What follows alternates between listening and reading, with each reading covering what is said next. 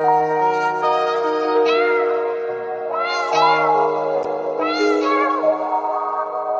timeout. Decide not to use it. Curry, way downtown. Bang!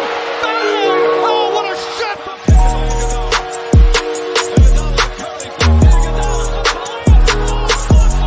Artest looking, gets it Bryant.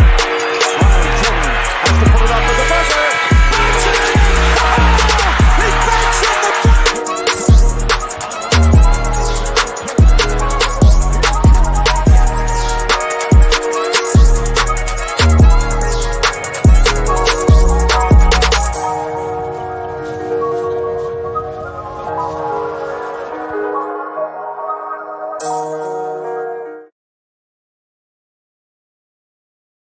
What is up, everybody? Welcome to another episode of Scotty Talks NBA.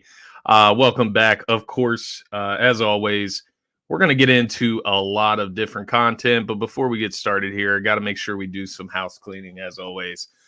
So make sure, if you're not already following DSM Media on all social media platforms, make sure to follow them on Twitter at DSM_media, on TikTok at DSM Media, and then on IG at dsm.dosomethingmajor. They're all listed in the comments there. So if you're looking for us on a particular social media platform, you can find it right there.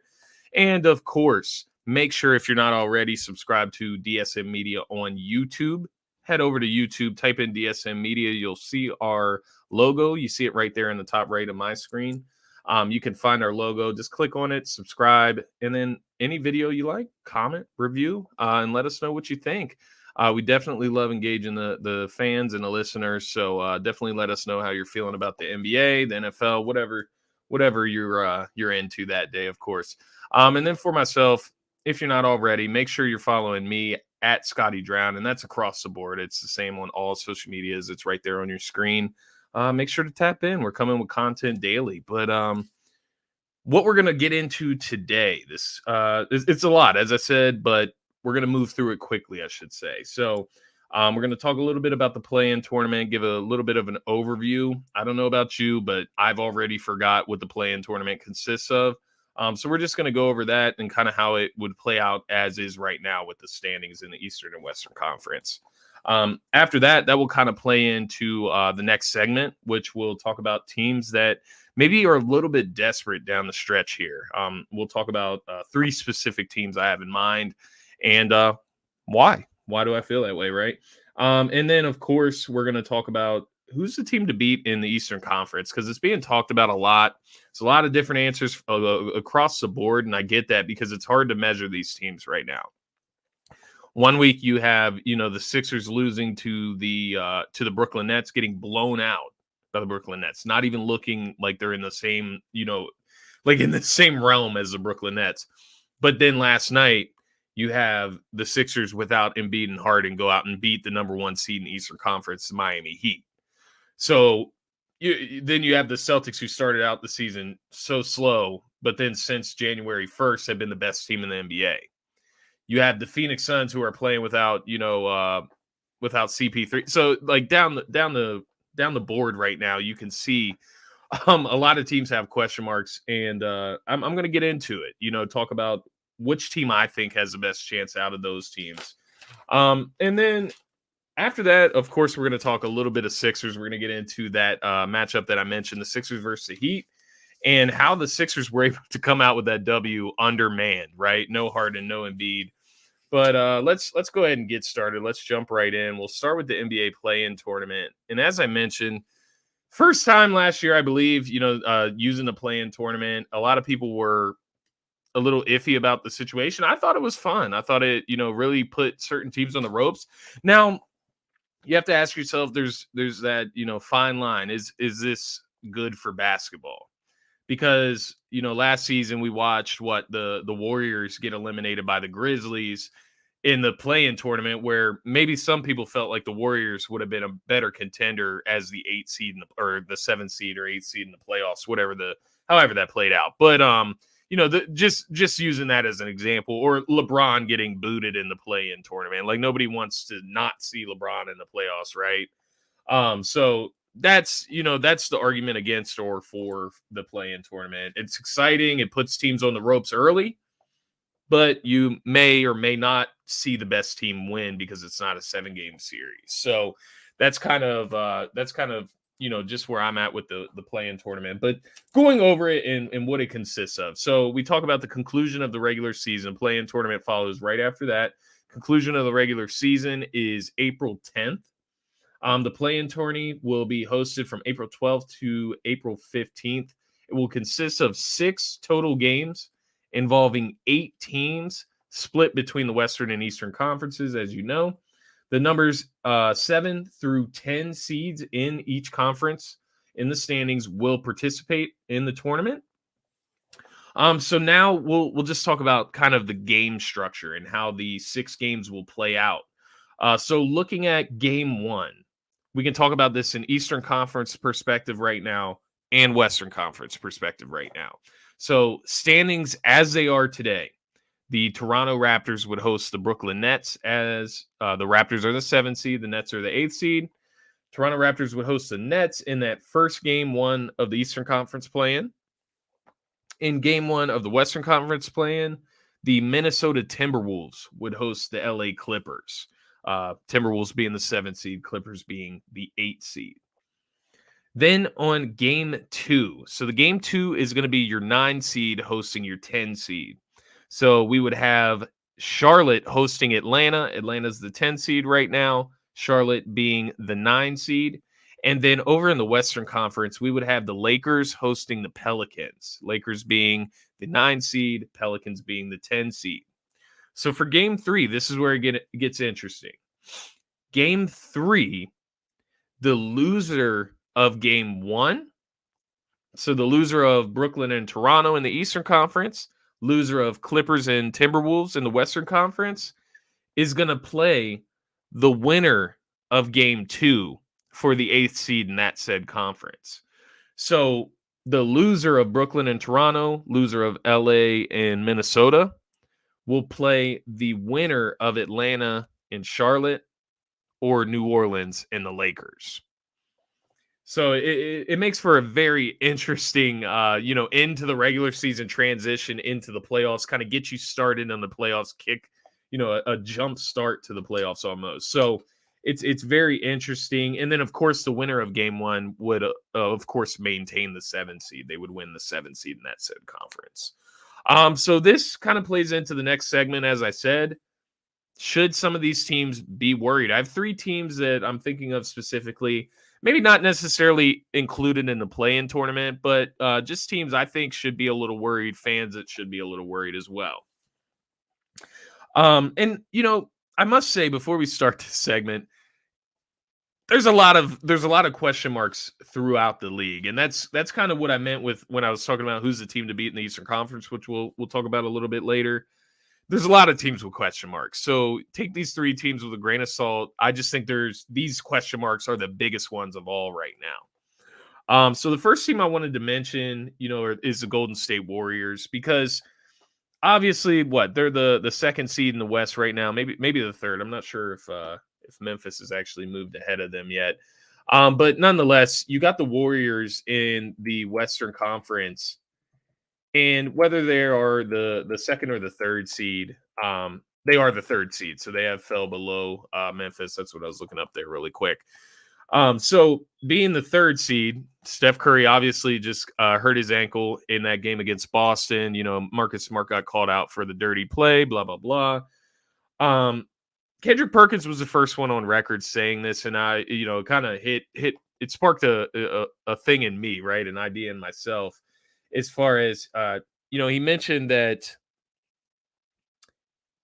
if Curry can't return before the conclusion of the regular season and get reacquainted with Draymond, with Kuminga, with Clay, get all of those guys on the floor, Wiggins, all of those guys back before the playoffs, if they can't get a few games under their belt to build some chemistry, they're going to be in real trouble in the playoffs. I tend to agree. And, I know that Steph and Draymond and Clay, they've spent years playing together. I get that. I definitely get that. But the concern comes from the group as a whole. This isn't the Warriors from, 2018, 2019. there's a lot of new players on this team. There's rookies. Kuminga, as I mentioned, rookie. Andrew Wiggins, yes, he's played here, but he hasn't played with Klay Thompson a lot. And then Draymond's missed most of this season, so they haven't played together a lot this season. You got Jordan Poole in there, who's turned into a real, I'll say it, a little bit of a star in Golden State. I mean, he's a major spark plug. So there's a lot of moving pieces in Golden State, and it worries me if Steph can't come back and they can't build some type of chemistry before the playoffs. The next team I wanted to mention, the Lakers, obviously. It's been talked about a lot this season. What are the Lakers doing? Like, what are they doing with the roster? How does that team fit? How do they turn it around? How do they get better? And I'm not sure if they've really figured that out yet. Really, all that's happened is that LeBron is, trying to take this team on his back. AD went down with the injury again. Russell Westbrook is Russell Westbrook. And, the Lakers, they just look kind of lost. And I just really don't know what you do. Like, do you just go into the play-in tournament and get embarrassed? I mean, I guess so. I really don't know how to answer that question. But that's why I'm worried about them, to say the least. LeBron said he's having the time of his life. He yammed all over Kevin Love last night, which was absolutely beautiful. But the time of your life as the 9th seed, I mean, that just doesn't seem right. Michael Jordan, Kobe Bryant would never say that. Greatness would never be okay with losing. And the Lakers are 31-41 right now, 9th seed. So not looking good. And of course, they would host the New Orleans Pelicans, who, if I'm being honest, I think they've looked all right the last couple games. Since the trade deadline when they acquired C.J. McCollum. I think he has kind of given that team a spark. They can definitely score with the best of them. And then, of course, if you beat New Orleans and then you go on to win the 8th seed, whoever you would play in that matchup, you would play Phoenix first round, the best team in the NBA. But an interesting caveat question to that whole scenario: if AD is healthy, could the Lakers beat Phoenix Suns with healthy CP3 as well? I don't know. I'm interested in what you guys think, so definitely let me know in the comments there. But, could the Lakers healthy beat the Phoenix Suns? It's still LeBron James. It's still Anthony Davis. We cannot forget that duo and what they're capable of. They did win an NBA championship. I know it's not the same surrounding cast, and it has not looked great this year. It hasn't even looked good. I get that. But it's an interesting thought. At the end of the day, I'm never going to, doubt LeBron too hard. Do I think they really would beat Phoenix in a series? No. But am I going to say it's impossible? Hell no. The last team I wanted to mention in this part of the conversation, the Brooklyn Nets. I obviously talked about their scenario in the play-in tournament. And, the scary thing for the Brooklyn Nets, if they are unable to get out of the play-in tournament. They got 10 games left. 10 of those games, or 3 of those 10 games, Kyrie Irving can actually play in. So 7 of the 10 games, they will not have Kyrie Irving. And then, of course, Ben Simmons has just been reported that he has a herniated disc in his back. He's definitely not going to play before the end of the regular season. So you talk about no Ben Simmons, no Kyrie Irving. If miraculously you do get Ben Simmons, he's never played with the Nets before. Then you get into the play-in tournament. Kyrie Irving can't play in Toronto. He can't play in his home arena in Brooklyn. So you're without Kyrie Irving against the Toronto Raptors, who, mind you, just beat the Sixers without Fred VanVleet, without OG Anunoby. They're a versatile team. They're a well-coached team. They're experienced. Pascal Siakam, Fred VanVleet, they've won an NBA championship. They know what they're doing there in Toronto. And do you want to have to play them in an elimination style game? I don't know if you want to do that without Kyrie Irving at your mantle. Now, mind you, I know Kevin Durant can do otherworldly things. I know that he could very well carry Brooklyn to beating Toronto by himself. He can do that. It's in the capabilities. It's in the realm of realities. But no, I would definitely be worried. Just as making your path just as tough as possible, right? Like getting into the playing game, you're playing extra games. You're playing with extra emotion that it takes to win or lose those games, and it puts an extra beating on a team that's already played 82 games in a season. And you talk about health as well. That's a major concern playing those extra games as well. You want to have all your guys healthy and ready to go in the playoffs. So those are a few teams that I'm worried about. You can throw some other teams in the mix. You could throw the Sixers in the mix there. James Harden and Joel Embiid, that fit has not been perfected yet. We're still waiting for guys on the bench to play consistently. Those are real worries. You got Phoenix out there. I know they're still the number one team in the West. They don't have CP3 just yet. They need to get him back, get him reinstated with that rotation. So there's question marks across the board really here, and it's actually really interesting. So once you take the conversation a step further, let's not talk about teams we're worried about per se, but who's the team to beat in the East? Now the West is interesting, of course, and maybe we'll go over this in the next episode. Who's the team to beat in the West? I feel like the West is kind of simple. Like if CP3 is healthy, I think they're the team to beat in the West, and they've kind of made that known throughout this season by maintaining their first place in the Western Conference, even without CP3. You have Steph Curry beat up in Golden State, so I don't know that there's much of a conversation in the West. Now, I love Memphis. I love Ja Morant.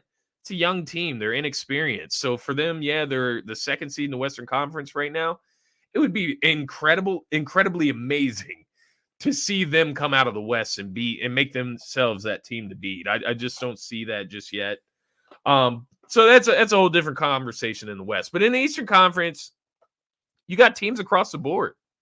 Now, throughout this season, I've heard multiple different things. Now, consensus, the Bostons, Miami, Philly, Brooklyn, Milwaukee, that would be my five, like my solidified five in the East. Like that's my top five. That's my big five in the Eastern Conference.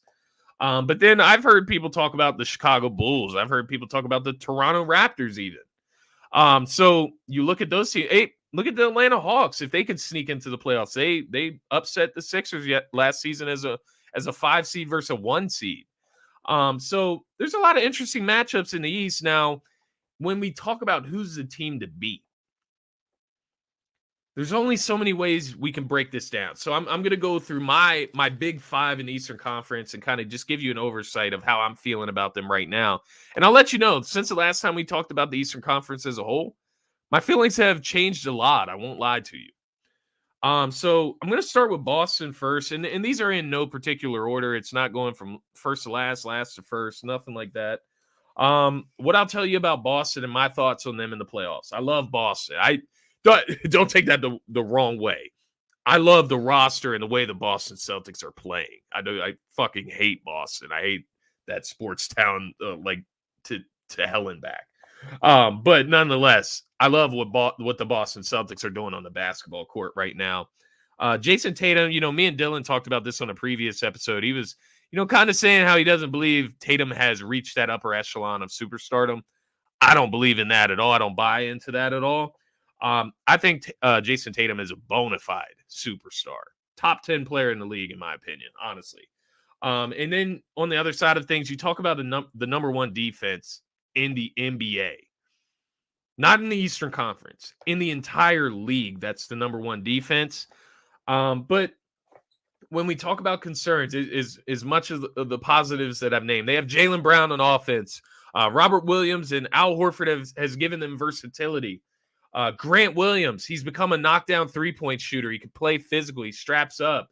You got Marcus Smart, who does it all, right? Like all these positives with the Boston Celtics. But at the end of the day, the concern comes out. It's the half-court offense. When things settle down, the tempo slows up. Teams aren't turning the ball over because good teams don't turn the ball over in the playoffs. When good teams aren't turning the ball over in the playoffs, how are you going to get your offense going? It can't be Jason Tatum taking every shot, Jaylen Brown taking every shot. You have to move the ball around. You have to have guys that are ready to make plays off ball. And that's where my concern comes in with the Celtics. It's not defense, that's for sure. It's not defense. My goodness. I apologize about that as well. People just never, always FaceTiming throughout the day. You wouldn't believe the times that I get FaceTimed them. It's ridiculous. Don't join group chats. I don't recommend. But no, nonetheless, Boston, they have their strengths, obviously. They're all these teams that we're going to talk about have their major strengths. That's why they're contenders. That's why we're talking about them as one of the teams to beat in the East. But the half court offense concerns me with Boston. Where do you go when it's not working for Jason Tatum, when it's not working for Jaylen Brown? You have to spread the ball around and somebody else has to make plays. Talk about the Sixers. I obviously love the Sixers. I love the Harden and Embiid duo. As I mentioned earlier, it hasn't been perfected, but the main thing you have to ask yourself when you're talking about the Sixers is, in a 7-game series, do you have players that are capable of outplaying Joel Embiid and James Harden together 4 games out of that 7-game series? Not many teams have that. The Nets have that, and Kyrie, KD. The Milwaukee Bucks have that. Giannis, Drew, Chris Middleton. Not a lot of teams have that. But then you talk about concerns. Harden's playoff struggles, the shooting. You need him to be able to hit big shots down the stretch. Based on his career, that's a lot to ask for. Tyrese Maxey, getting him going to where he's consistently doing what we saw last night against the Miami Heat every game. And then, of course, Doc Rivers, the way he handles, big moments. His teams tend not to show up in big moments. He's very bad with preparation, adjustments. And then, of course, this bench, the lack of depth is a major concern for this team. Can these guys be consistent? Can Cork or Shake build themselves into a full-time rotational piece? It's not a lot to ask for, but it's been hard this season. The Miami Heat, they're good. They're a great team. Great culture. The Heat culture always gets talked about. They've been plugging pieces in and out all season, COVID, injuries, whatever the case may be, and they're still maintaining the number 1 spot in the Eastern Conference. You have to commend them. They're deep. They have an endless amount of guys they can throw out there on the court at any time, honestly. They have a great coach, Eric Spoelstra, who I think, at a Miami Heat, as a friend, my boy Nick, asked me last night, like, where do you rank Spoelstra? I think he's a top 3 head coach in the NBA. I'd have to go through the head coaches. First ones that come to mind, Spoelstra, Popovich, honestly. Bam and Jimmy, you talk about dominant duos, right? Like, just tough. Like, Jimmy Butler, he can go out there and get you 30. Tyler Hero can go out there and get you 20, 30. Bam Adebayo can go out there and get you 20, 30. They got a couple guys. Kyle Lowry can go out there and get you 20, 30. He's got great leadership, obviously. They all got great. That's what I mean by Heat culture. They have great culture there in Miami. But who's the go-to down the stretch? We saw it last night. Who do you go to down the stretch? Who's going to get you a bucket consistently? Yes, Jimmy might have 30. But is he ready to go down the stretch of the game and win that game bucket after bucket? I don't know. He got outdueled by Tyrese Maxey last night. I don't know. Who's the go-to in Miami? That's my question there. Brooklyn, there's obvious potential there, and there's obvious question marks and concerns there. They're tough when they have Kyrie and KD. Probably the best team in the NBA when those two are playing. Probably really hard to beat that team in a 7-game series when both of those guys are playing. You add Ben Simmons to that, right? Versatile defender. He brings a lot of what they're missing out there. The availability is a concern. It's real. We talked about it already with Kyrie. Where can he play and where can he not? Like, that's stressful in itself, just thinking that. Like, God, I got to figure out when Kyrie's going to be available and when he's not. Just add that to the multitude of responsibilities that Steve Nash has as a head coach. Figuring out if Kyrie's going to be available for this one, what we're going to have to do to adjust for this. But then you throw Ben Simmons into the mix, which Ben Simmons, he plays great defense. He rebounds. He facilitates. This dude is a very awkward and weird player. He's not just some guy you plug in and he just fits. He's not that guy. He's weird. He's a weird player. I'm not saying he's not a good basketball player. He's a weird basketball player that does not shoot the basketball. You don't just plug that in and it just works smoothly. And then on the other side of Ben Simmons, he's got a herniated disc. He's not doing anything right now. His jump shot is fucking broke. His free throw shot is broke. So if he can't do anything right now, he's sitting on his ass playing Call of Duty with a herniated disc in his back. What are you expecting from him in the playoffs? You put him in the lineup, I'm fouling him, I'm sending him to the free throw line, and you're giving me the ball right back every time. You really got to ask yourself. There's some major questions with the Brooklyn Nets. And then on top of all those question marks of availability of those two stars, they would have the toughest path of all the contenders that we're mentioning here. You'd have to go and play the Miami Heat or the Sixers or the Celtics or the Bucks in the first round. Whichever teams would hold those 1 and 2 seeds, right? Now, mind you, if I'm the Sixers, I don't want to play the Nets either.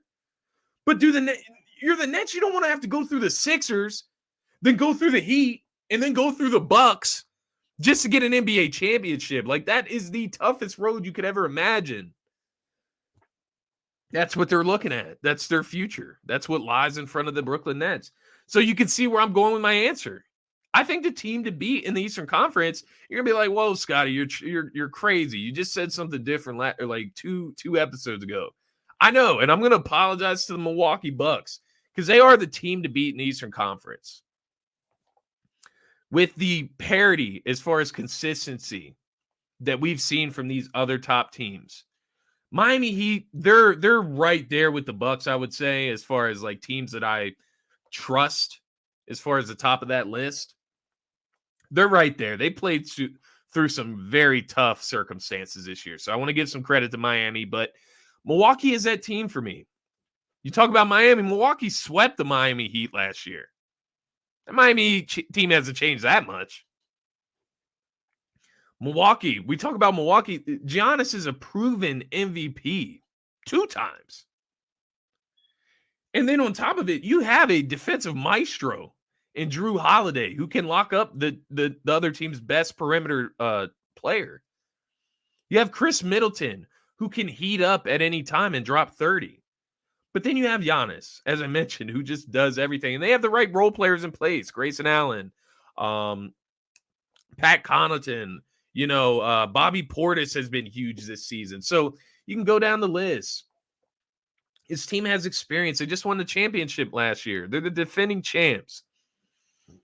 Excuse me. But yes, and then of course Coach Budenholzer. I got to give him some love as well. He's a great coach. He's gotten criticized in the past. He won an NBA championship. He's a great coach. Period.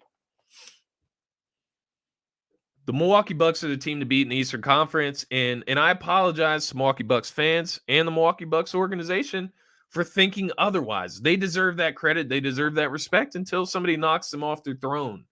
And we'll see once the playoffs get here, right? But yes, you heard it here. I got the Bucks as the team to beat. Do I think they're the best team in the East? When everybody's healthy? No, I don't think that. I'd probably, if everybody's healthy together, I would probably go with the Nets or the Sixers as having the most talent in the East. As far as you put that team on the floor, there's a talent overload, right? Across the board. You talk about starting lineup full of talent. I'd probably go with the Nets and then probably the Sixers right after the Nets. Bucks are up there, though. They're the defending champions. They're the team to beat until further notice. Until any of these teams can show some consistency, which at this point, I don't know if that's possible down the stretch now. You got teams trying to make sure their players are healthy, right? Which brings up the next segment. I'm going to talk about the Sixers last night very quickly. They were able to take care of the Miami Heat, 113-106 in Philly. Beautiful home win. Obviously, we're going to talk about Tyrese Maxey a little bit. But first things first, I wanted to talk about Tim Legler because, and don't even think that this is about to be me dissing Tim Legler because Tim Legler is the GOAT. I fuck with Tim hard as fuck. He's one of my favorite basketball minds. He's one of my favorite NBA analysts to actually listen to because he keeps it real. and he shows some love to Philly. He mentioned this morning, or it may have even been yesterday when it was announced, but he said he was disgusted. No, it was this morning, actually, because he did mention the Sixers beating the Heat. He said he's disgusted with Harden and Embiid sitting, and, I get it. But, I sent a tweet to him earlier today. He didn't respond, of course. I know he's a busy guy. He probably doesn't check everything he sees on Twitter, but I sent a tweet to him today, and I wanted to understand, because that doesn't make sense to me. I get it. You want to see the 1 seed Heat. You want to see James Harden versus the Heat with Embiid. You want to see the Sixers at full strength. Last 2 times, including last night, that the Sixers have played the Heat, they have not had their full roster available. The previous game being they did not have James Harden. The Sixers lost that game, and I get it, because at that point you can blame it on not having James Harden. I get what he's saying. And you don't get a look at the best team in the East before you get to the playoff. I get it. But you got to look at it from the Sixers side, right? Embiid just tweaked his back against the Denver Nuggets last Monday. Hurt his back against the Denver Nuggets. We all saw it. We all were disgusted by the play. Back-to-back, right? He just played the Toronto Raptors on Sunday night. He looked fatigued. He was shot badly. Looked like he needed a rest. What incentive do you have pushing Joel Embiid, who has, before that game last night, played 41 of the last 42 games in that season? The only other one being when he sat out during a tail end of the back-to-back. You go from the Raptors in Philly, and then, of course, you have Miami Heat the very next night in Philly. Why can't he have a break? Why is it James Harden's fault, per se, right? We all know that James Harden's had this hamstring injury. Several times, I want to point out that I've held my breath when James Harden hits the floor because he grabs at his leg. He's still dealing with some stuff in that calf and in that hamstring. Why can't he have a rest night on the tail end of a back-to-back? Why is it his fault that the last 2 times the Sixers have played the Miami Heat, it was on the tail end of their back-to-back? Not the Miami Heat's back-to-back, the Sixers back-to-back. So who should we throw the blame to of this? We should throw it to the NBA, right? They make the schedule, not the Sixers. The Sixers wouldn't schedule the Miami Heat on the tail end of a back-to-back twice. They wouldn't do that. That's dumb. The NBA did that, and this was what the Sixers, and I get the fan side of it because the fans want to see the stars, and they deserve to see the stars. And I think there should be a system in place because you have these the load management, right? Load management games. Fans should get some type of refund for games like those where you come to the Sixers game and you don't get to see James Harden or Joel Embiid, and they didn't announce it until that day. I get that side of it. They need to fix that part of it. At the same time, you got a hell of a show last night. You got a hell of a show. And, of course, what I'm talking about when I say that is Tyrese Maxey, right? 28 points, 4 assists, 5 rebounds, 1 block. He was 3 for 7 from the three-point line. But that isn't where I'm at. Like the statistics, they are what they are. Like, this kid is special. He's a star. I know, like, I got like ridiculed heavily when he dropped 33 against the Cavs, and I asked TikTok, like, how long before this kid is a superstar? Or is he already a superstar? He's not a superstar yet. He's a star. He's an all-star. I will put him at that level. I know he hasn't made an all-star team yet. I think next year he's going to ingrain himself as an all-star, at least close to it. But he's getting to that level. And I think, even to put it further in perspective, take him off a team with James Harden and Joel Embiid, he's going to get a lot more usage. He's going to be able to inflate those numbers a little bit more. But you just look at what he's doing beside Joel Embiid and James Harden, what he's contributing. He's up over 17 points per game.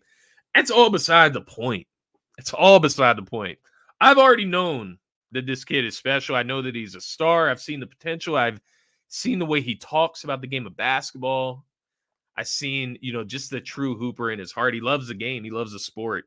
And it's easy to see it when you look at Ben Simmons across the way, and he's the total fucking opposite. So when you see a guy like Tyrese Maxey, you totally fucking appreciate it. Somebody myself with basketball background, love of the game, you appreciate somebody else that loves the game and respects it like Tyrese Maxey does. And, just talking about Tyrese Maxey last night in that game, closed the game out, hit like back-to-back threes, ended up glassing Caleb Martin off the backboard to close out the game. I mean, just big play after big play in the moment. And the kid, he doesn't shrink. He doesn't shrink in the moment. He rises. He inflates, right? Like he's got the nuts for it. He's got the stones. He's cold-blooded. It's all there. You just, the part for Sixers fans, I think that we're going to have to, eventually slow down a little bit, because right now we're hyping him up. We are. And I'm not saying that we're hyping him up to the point where he's overrated. I don't even mean it like that. It's just to the point where he's not a perfect player. Like, he will have games. We saw it against Brooklyn, 4 points. He only got like 7 shots in that game. Games where he defers to Harden and Embiid, to other guys that he probably shouldn't even be deferring to at this point. He's got to mature. He's got to figure himself out, figure out his space in the NBA. But just as a hooper right now, man, the sky's the limit for this kid. You talk about potential. The knock on Tyrese Maxey coming out of college, why he fell to 21. And mind you, if the NCAA tournament happens that year, he's not in Philadelphia right now. He does not fall to 21. I think he's a top 10, top 15 pick in that NBA draft. And if you look in hindsight right now, he's probably ranked as a top 5 pick in that NBA draft, maybe even top 3. I'm willing to go that far. But you talk about potential. The knock on Tyrese Maxey coming out of Kentucky was that he couldn't shoot. He's shooting close to 40% from the three-point line in the NBA. He's shooting the ball. He closed last night's game out with 2 step-back threes on Tyler Hero. And mind you, the second one was from deep. We're talking Dame Lillard range. My guy's confidence is through the roof. I mean, you just talk about, you can see the work ethic from the way he improved from last season to this season and became a legit three-point threat in the NBA. Sky is the limit for Tyrese Maxey. We talk about a ceiling. Take the ceiling off. We don't know. We ain't going to know until it happens. And that's where I'm going to leave that. Obviously, there were some other notes in the game. I was caught up in Tyrese Maxey. I love Tyrese Maxey. Shake Milton, 20 points, 6 assists, 5 rebounds, 1 block, 1 steal. Completely engaged in that game. You see what he can do when he gets a little bit of uptick in minutes. And I just want to see him do that consistently, man, because, 2 years ago, Shake was one of my favorite players. He dropped like 39 against the Clippers. We were hyped. We thought he was the shooter that we were missing. And then he just tends to fade away, or he'll get injured and get out of the rotation, fall out of place. We just need him to build some consistency, stay healthy, stay available, take advantage of your moments. But I love having him as another backup ball handling guard. Korkmaz, 18 points, 6 rebounds, 1 steal last night, completely engaged, knocking down shots. You talk about Shake, you talk about Korkmaz. Kata Hot brought this up to me earlier. You might prefer Cork over Shake because he's a better spot-up shooter. That's true. When you're playing with Harden, Maxey, and Bede, you want spot-up shooters around them. Shake's not the best spot-up shooter, especially compared to Korkmaz.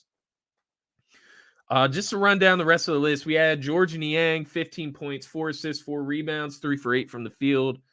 Tobias Harris, 14 points, 6 assists, 8 rebounds. Very clean game from him. Jimmy Butler, 27 points, 5 rebounds, 6 assists. Bam Adebayo, 22 points, 9 rebounds. And I said his last name really weird there. Bam Adebayo. Kyle Lowry, 20 points, 6 assists, 6 rebounds, 6 for 11 from the 3. So as you can see, the Heat's trio there, they came to play. Tyler Hero didn't have the greatest game. He only had 10 points in that matchup. And he was getting, murdered on defense in the fourth quarter. And that was something that I took away from this game. I wrote down just a few takeaways. First thing I wrote down was, the fact that the Sixers, kudos to Doc, whoever identified it. Sam Cassell, it seems more like a Sam Cassell thing that would happen, but I'll give Doc some credit here. An adjustment. You go in that fourth quarter, and it's just consistently getting the ball, getting Tyler Hero guarding the ball, pushing him through screens, pushing him through dribble handoffs, double dribble handoffs, making sure he is on the ball, whether he's guarding Tyrese Maxey, Tobias Harris, Shake Milton. They all three put that man in the mixer in the fourth quarter. And the reason I point that out is because that's a great job by whoever doing it. Doc Rivers, I'll give the credit to him, identifying that going into the fourth quarter, that's where we needed to attack with our offense. You need to recognize that same flaw with Seth Curry and playing against the Brooklyn Nets, because that's going to be the key to beating the Brooklyn Nets. You're going to have to attack their weak spots. Weak spot being Andre Drummond on defense. People love to hype him up. Big body against Embiid. Not a chance. He's a weak spot. And then you got Seth Curry, who is another weak spot, whether it is you cannot allow them to hide him on Matisse style. That's the kicker. And that's why you didn't see Matisse play too much in that fourth quarter last night. He only played 15 minutes in that entire game because Miami Heat plays some really good defense, and you don't have to guard Matisse Thybulle simply. DeAndre Jordan, man, he's painful to fucking watch. I don't want to watch anymore, but I know I'm going to see a lot of him. Not looking forward to that.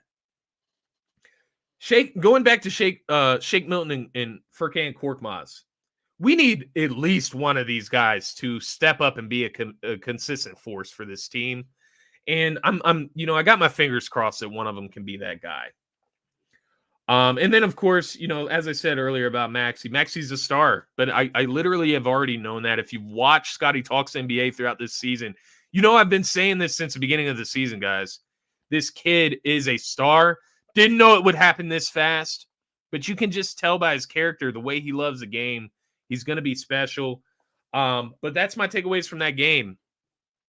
As we, get ready for this upcoming stretch, because the Sixers have a hell of a stretch. The stretch has already started, right? With the Raptors and then the Heat. And then I think they played the Cavs before that. Like, talk about tough stretches.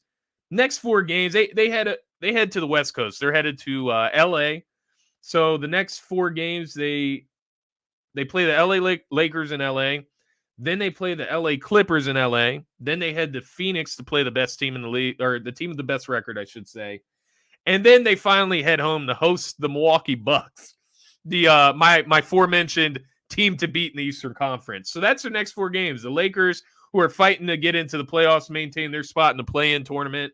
You got the Clippers, who are fighting to get into the playoffs, maintain their spot in the play-in tournament. And then you got the Phoenix Suns, who have the best record in the Western Conference. You got the Milwaukee Bucks, who I mentioned earlier as my team to beat in the Eastern Conference, the defending champs. So these next 4 games are going to be crucial.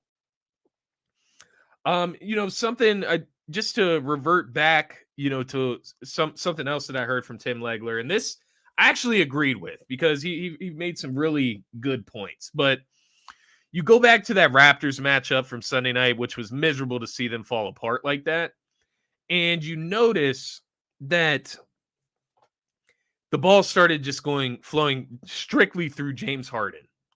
That can't happen. And that's what I was talking about earlier in this season. I thought adding James Harden would change it a little bit because you don't have to go to Joel full time.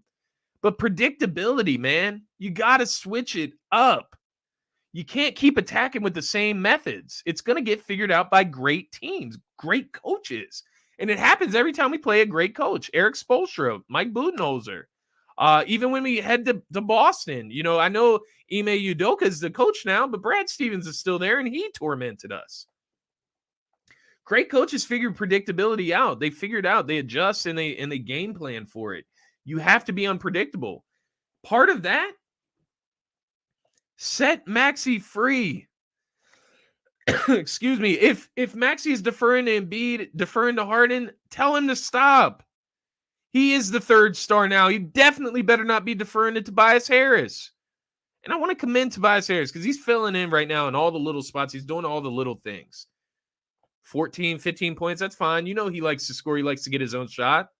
But he's rebounding, he's assisting, he's playing great defense. Kudos to Tobias Harris for, acknowledging that he had to lessen his role as far as a scorer. But Tyrese Maxey is that 3rd star, and they got to let him loose. They got to free Tyrese Maxey consistently so we can see what we saw last night with Harden and Embiid. And when you can do that with Harden and Embiid in the game, that's when you see a Sixers championship team. It's as simple as that for me. But yes, tough stretch coming up. You hope for the best. Obviously, we got the Lakers coming up. As you'll be seeing this on Wednesday morning, we will be playing Lakers later that evening. And it's going to be a tough one. I know the Lakers have not been great this season, but you're heading on the road. Embiid and Harden, yeah, they got a game of rest.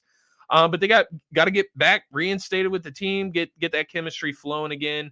And you're going to be playing against a determined LeBron James who said he's living the best life right now. He's drinking wine and tequila after the games. He's dropping 35 plus, and he's just having fun. He's just hooping. And that's the most scary LeBron that there is, in my opinion. A mentally free LeBron, right? A mentally free Russ. He's been in better spirits. So you don't want to take the Lakers lightly. And then obviously we've already lost to the Clippers. You don't want to take them lightly. Phoenix Suns, you know the story. And then, of course, you want to take care of business against the defending champs to prove your worth in the Eastern Conference. But, guys, that is all I have for you guys today. Hope it was very fulfilling. I know it was a lot of information for me to get out, and I ran through it as quickly as I could without totally boring your ears off. But definitely make sure, if you're not already, subscribe to DSM Media on YouTube. Hit that subscribe button. Hit the like button on the video. Share your thoughts in the comments. Make sure you're engaging. We love the engagement. We love to get you involved in the show. Hear your thoughts. And make sure you're following DSM Media on all social media platforms, at DSM_media on Twitter, at DSM Media on TikTok, and at DSM.DoSomethingMajor on Instagram. For myself, you can find me on Twitter, Instagram, TikTok, at Scotty Drown. It's the same across the board. That's going to be it for this episode of Scotty Talks NBA. Have a great rest of your Wednesday, folks. Have